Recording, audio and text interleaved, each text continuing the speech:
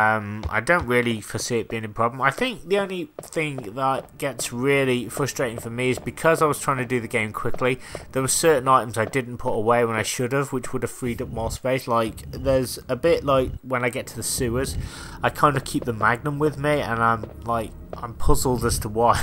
You know, I'm like, I could have stored it, and it would have freed up a bit more space and made things a bit more easy for me. But overall, I'm quite happy with this run. I think it went pretty well. Let's put this statue in place. There we go. It's just this puzzle as well. I think because I did this kind of Saturday, so I was a little bit kind of full of caffeine, and I was just a little bit kind of, I don't know, excited as well, because I had this idea. I thought, you know what, I want to see if I can go a little bit faster. So I kind of do make a few schoolboy errors, as they say. So yeah, no, come on, just push the bloody statue. Look at that.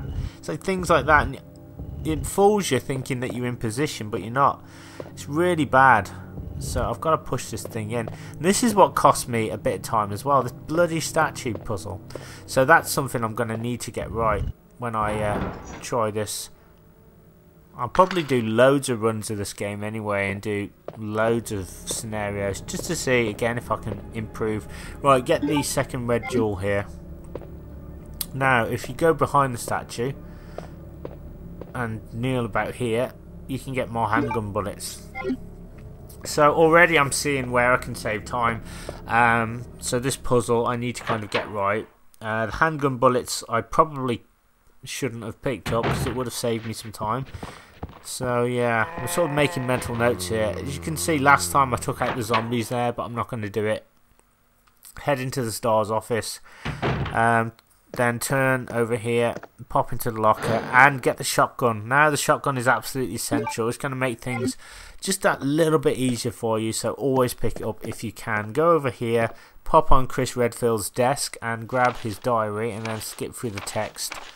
And get the unicorn medal, and then we have a little cutscene with Claire. Leon! It's good to see you're still among the living. It looks like we're not gonna find your brother here after all.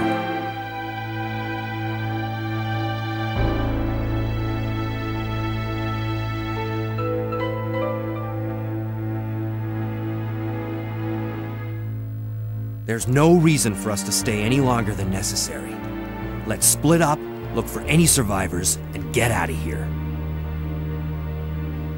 Right. One last thing. Here's a radio. Take it. That way we can keep in touch if anything happens. Okay, so now we've given Claire the radio. Go over here. Again, I don't really think picking up that set of handgun bullets was necessary. So yeah, I'm already thinking of a third run where I could seriously save some time, even if it's just like 30 seconds or something. That will do. If I can get my time down to about 90 minutes, that would be nice. Definitely be good. Right, I'm just going to turn around now. I'll probably end up taking out these zombies a little bit later on. But let's see if I can just get through this. We need to go put the unicorn medal in now, in order to get the spade key, and then we need to go all the way back here. So yeah, it's one of those. This is like very puzzle heavy. Let's just pop down the stairs. Now I'm a little bit concerned because we have the licker stood in the hallway. Now you can kill him, I suppose, to make things easier, but most of the time, and I'm saying this in, you know, very, very carefully, because he does surprise me. Most of the time, the licker's a bit of a pussy cat. He won't actually do anything. Sometimes he's really calm, other times he's hanging off the ceiling. Sometimes he just really starts to spaz out and like does his jump swipe attack, and when he does that, you want to get out of his way, because he will like try to rip into you, and if your health is significantly low, he can literally instant kill you. So you want to kind of either deal with him or just stay out of his way as much as you can, although it's really, really difficult, because the enemies, when you bump into them, it's hard to sort of get away from them. There you go, look at that, avoided him. So that's what I would call a good pattern there. Oh, look at that, there you go. That's what I'm talking about. He's very unpredictable. Let's go put that unicorn medal in, get the key and head back. We also need to pick up the crank as well, which will allow us to lower a staircase, pardon me. And that will make things a little bit easier for us later on. Let's go put the medal in. So yeah, I am sort of having a nice cup of tea while I'm watching myself play. There you go. I thought it's a nice Sunday afternoon, so I thought, you know what, let's do some commentary. Let's get some more of this done. Check it out. We now have the spade key, and that's one of, is it 4 keys we need? So everything kind of has a theme in the RCPD. You've got plugs named after chess pieces, keys named after cards. It's pretty cool. It's surprising anybody ever gets any work done, the amount of puzzle solving you have to do just to get a cappuccino with 2 sugars. Anyway, head over this way. Oh, we've got to deal with the bloody liquor again. If I can just get out of his way, that would be nice. Use the precinct key, and we're going to pop in this room here. The reason being, this is where the crank is. I believe there's also a first aid spray in here, but if you're going for an A rank, then don't pick it up. I should mention, guys, that yeah, once again I'm going for an A ranking, which means no saves, no first aid sprays, no special weapons. By that I mean percentage based weapons, and again just trying to be a bit quicker. That's kind of the goal. So yeah, I just want to kind of reconnect with this game and kind of get better times and stuff. Oh, there you go, look at that, he's just chilling out on the ceiling now. While he's doing that, I'm going to quickly grab that small herb which he was kind of guarding. That's a really good liquor pattern. Now I don't need to worry about that liquor because I won't be coming back through this particular hallway again. So that's time saved already. Head back this way, because we're going to head upstairs now, back the way we came, and we're going to unlock a door which will lead us into a library kind of area, and then onto a landing. So I have to remember that it's the library first, and I always get it mixed up thinking it's the landing first, but it is the library. Oh, I got caught on the bloody stairs there. That's what I mean, like little things like that, like could just be a little bit smoother, but unfortunately these are tank controls, and I'm not saying that's a bad thing. Back in the day, this is how it was for us gamers, so basically you just had to kind of deal with it, and there's nothing wrong with the tank controls, I think, because it's just what I grew up with. I suppose it's like today with modern games, the way they control, I have a real problem with them, but it's just like, that's just the way it is, you know, like the controls are just meant for sort of more modern games. That's how they're made, you know. Like I would prefer just a game like, taking the Resident Evil 2 remake as an example, I can't understand why aiming, you press up and it goes left, and you press down and it goes right. Why can't it just be up and down, be normal? That's what I've never understood about modern games, like how that's very confusing, and it just kind of goes against what I'm used to. But that's just modern gaming, like, as I said, not to knock it or anything. It's a bit like somebody coming back and playing this and thinking, oh my god, you know, how do gamers actually cope with this? That's kind of the same way I feel about kind of a lot of modern games. You know, I just feel like the controls could be a little better. But that's just me, as I said. I'm not really much of a modern gamer, as much as I like to be, because gaming sort of changed quite a lot. So all the time and effort I've invested in all my games, it's just, I've just got a huge catalogue of retro games I've just not even played, so I kind of need to make time to get all them in. Anyway, I've just taken out a load of zombies and haven't even mentioned it. Used my shotty. Once again, I can probably save time by not picking up those handgun bullets there. Let me see. Right, we're going to go up the stairs now. We might as well dump off the crank, get rid of it. It's one of those items that I'm always forgetting about, so we'll get rid of that. And then we'll head on. back in here, and we will do the shelf puzzle and get the first plug that we need. Look at that, we're like right on top now. We're on like the 3rd floor. Chief Irons loves his puzzles, put it that way. Go over here, dump the crank. Lovely.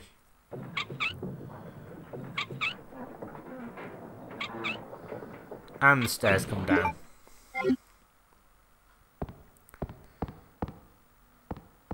Right, go through the door.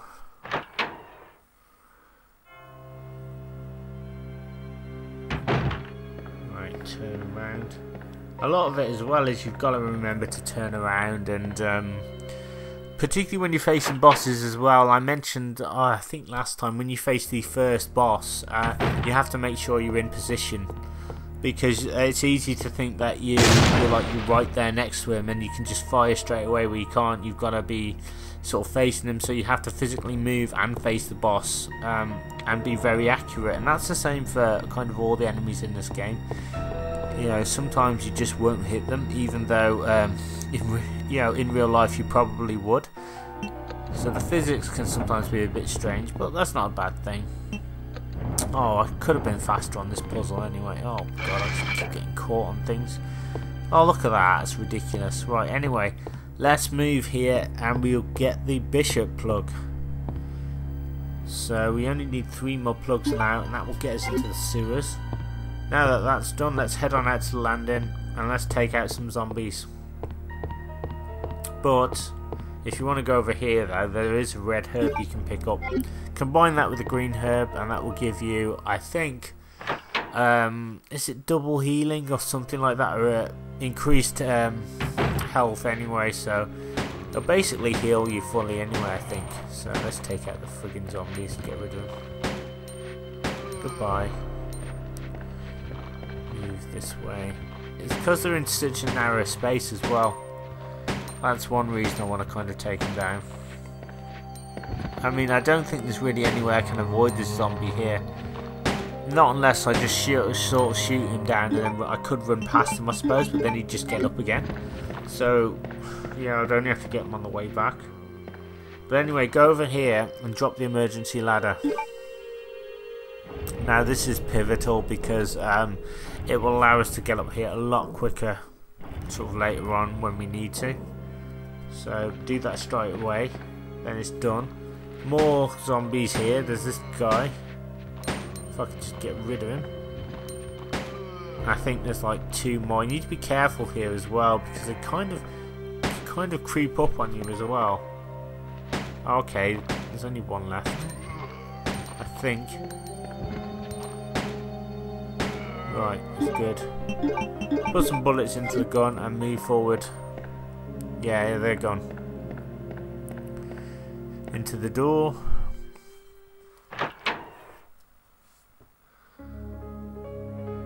Right, let me see. Go to the save chest. And let's see. I'm going to store the red jewel for now, and the plug, shotgun, and the red herb. There we go. Oh my god. I'm making very heavy weather of this bloody turn, I tell you, when I turn there. So yeah, I'm spotting little things where I can kind of iron out the creases.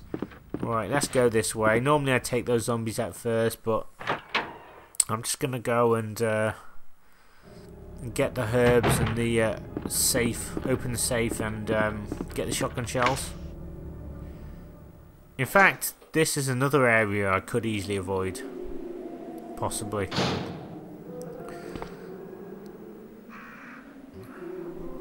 Green herb, green herb, more herbs down here as well. I suppose it's kind of like, I think my theory is it gives you all these items, and it's kind of like, well, how can I get through the game with a bare minimum of stuff? And it is possible. Like, there are certain ammo caches which is great, you can pick them up and you can get enough ammo and stuff, but if you can just get through the bare minimum, that's pretty good as well. This guy I could have probably avoided picking up the handgun bullets. In fact, I could probably avoid this bit altogether, I think. Yeah, I'm seriously thinking that I could do that. This will save me even more time. Right, now the combination to the safe is 2, 2, 3, 6, and that's the same on both Leon and Claire's scenario. Pick up the shotgun shells, and there is a map you can pick up if you need to, but honestly, once you play this game enough times, you're not going to need the map. Everything's pretty straightforward anyway. It's kind of like a little sandbox. You're not going to get lost or anything. Take out the zombies there, and if you go behind the desk, and if you kneel down here, there's 1 herb. There's 2 herbs. Now you can't say better than that. So if you are starved of herbs now, this is a great time to start to stockpile. Let's combine a load of herbs. Brilliant. Now we need to get out of here now. Can I get out of here alive? No, I've gone the wrong bloody way. Okay, fair enough. That's fine, that's fine. I'll take it on the chin. I've gone the wrong way. And then I go back this way. So yeah, a little bit sloppy there, but as I said, the zombie patterns are totally random. You never know what they're going to do. Now that that's done, I can kind of go and pick up the valve handle. Now the valve handle is necessary. We're going to be using it a few times during the game. Its first task, or its first usage I should say, is to put out a fire. Basically, a helicopter's crashed into the side of the Raccoon City Police Department and is on fire. It's conveniently crashed into a water tower, and you need the valve handle to basically let water onto it to put out the fire. And it's really easy to find anyway. It's just kind of this way. And once we put out the fire, we can get some more cheeky ammo if we need it. But it's not just to put the fire out here. What will happen is down below there is wreckage of the chopper which is smashed through the wall. So essentially it allows you to get into the room to place the red jewels in the respective slots. Oh god, there you go. They're hungry for me. Look at that. They so want to bite me. It's not going to happen today, lads. Maybe next time.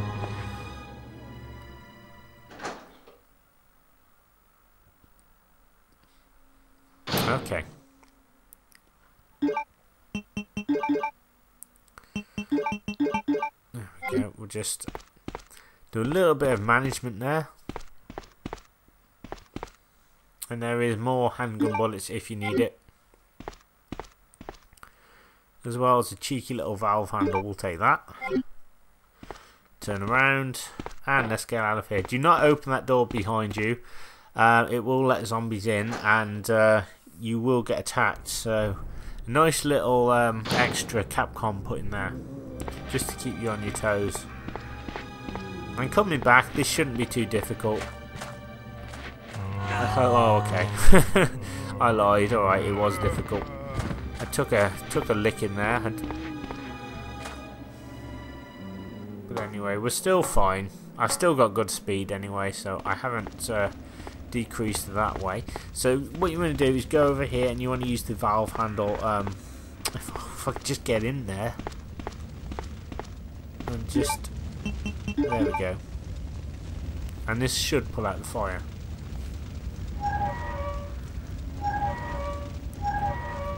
There we go.